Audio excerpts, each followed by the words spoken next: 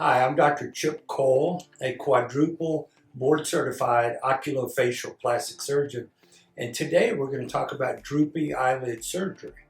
The surgical procedure for a droopy eyelid is not very painful at all because we use very small incisions with a laser and there's minimal amount of swelling.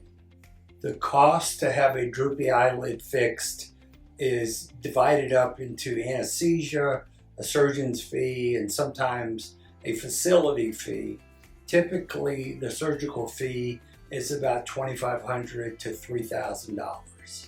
When a person has eyelid surgery, as long as you can communicate pretty clearly, we do it with IV sedation, which typically means around teenage to adults, we do it with sedation. Younger than that, we usually do it under general anesthesia.